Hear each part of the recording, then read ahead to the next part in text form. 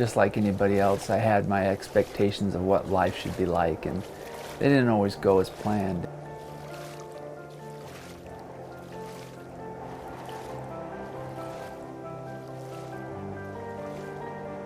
And now that I have what life's in front of me, I just try to do something every day to celebrate what I have.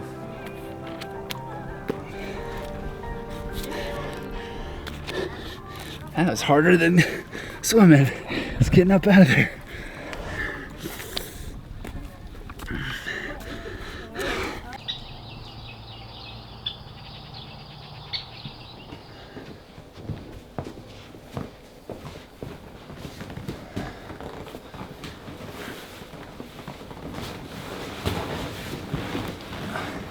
I just was in a dark spot when I knew that life was going to be, you know, legless or dealing with prosthetics, or the fear of the unknown, you know, whether, you know, I'm going to be in a hospital all the time.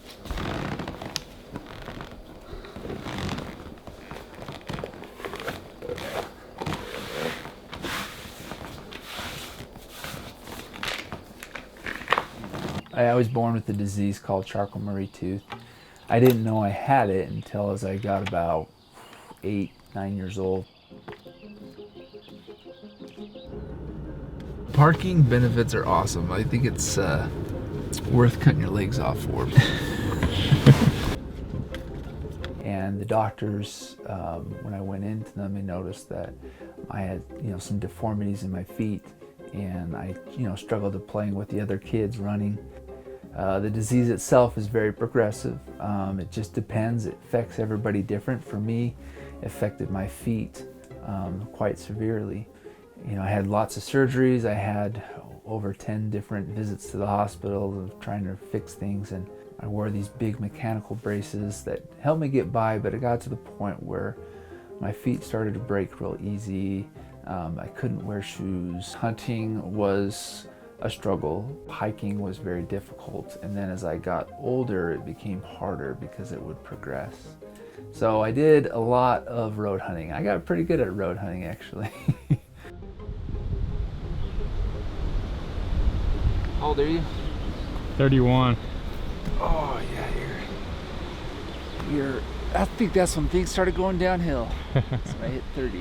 When I finally went to the doctors when I was in my 30s, they said, you know, there's not much more we can do. So we could do amputation, or we can, you know, you might be in a wheelchair. We chose amputation. When I lost my legs due to the disease, I made a goal in the hospital to do the Ironman. And so I picked that goal because I knew it was going to be extremely difficult, but it was going to change me. It was going to distract me from some of the demons, I should say, that were bringing me down. Yeah, it's pretty good. Yeah, he's walking pretty good. The disease I have, it's progressive. And one of the things that helps that progression slow down is trying to be physically fit. Took a lot of ups and downs to try to learn how to run, swim, bike, but I think there's something mentally distracting when you're exerting yourself.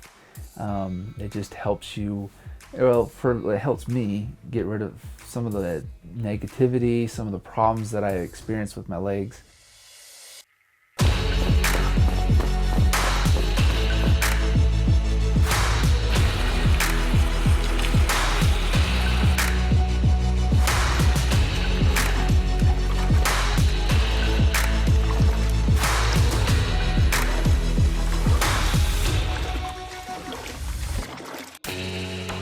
I know that, you know, to be competitive, you know, with that animal, you have to get to the next ridge. Since I have double prosthetics, I have to work harder at it.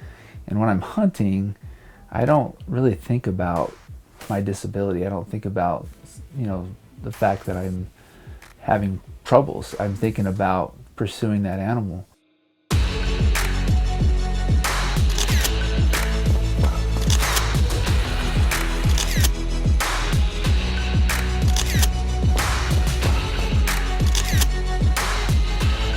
I pushed myself way too hard just because I love hunting and I just could not give it up. Well, this just happened in the backwoods of Colorado. That is not something you could fix with duct tape. About right here at this line, it just it cracked. I did something that I've been kind of deep down afraid of. It just gave out. That storm's coming, snowstorm. And then all of a sudden, fear started setting in because, you know, I need to get back to the truck. Turns into a life and death situation real quick. The adrenaline is just pumping now. And so I reached for my phone to try to call my buddies, and it was no service. If my wife is watching this, I love you, babe. I'm gonna be okay, hopefully. And I just started crawling to the trail. It's a long freaking way from the truck, all for a deer.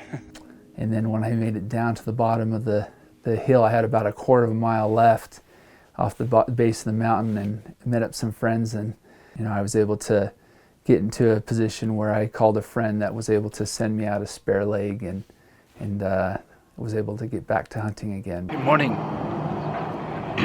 So last night things got a little western. It's not a hobby to me. It's a lifestyle. It's a medicine. It's the whole process of who we are as humans, who I am as a provider.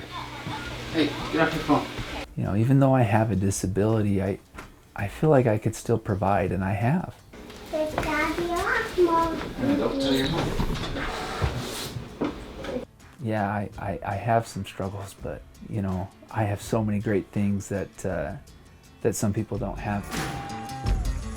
Actually, on the race, it was the last 4 or 5 miles, and my stumps hurt so bad that I didn't think I can continue on. And what got me motivated was thinking of all the things that I had in my life.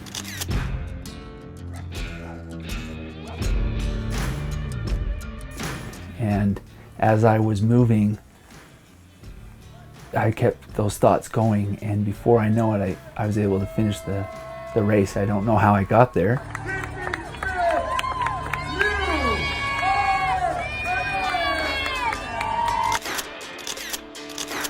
It makes me feel like, you know, there's still purpose. When things are hard or things are bad, that helps me move forward is to be grateful for some of the things you have, like my wife, my kids, my hands. You know, just before you think all is right in the world, sometimes you get a few more bumps in the road. So this is easy now. The disease I have, it was my feet, and now it's starting to get into my hands. How about holding your bow up? Is that hard? It sometimes is. The frustrating part is just the unknown. You know, what's going to happen? Am I going to be able to use my hands? You know, even hunting, pulling a bow back. You know, sometimes we get stuck in, you know, some of those woe is me moments, and even though it's frustrating at times, it's not going to get any easier by complaining. Stop, you know, getting down on yourself on what you think life should be, or let go of what you think life should be expected, and start focusing on what you've been given.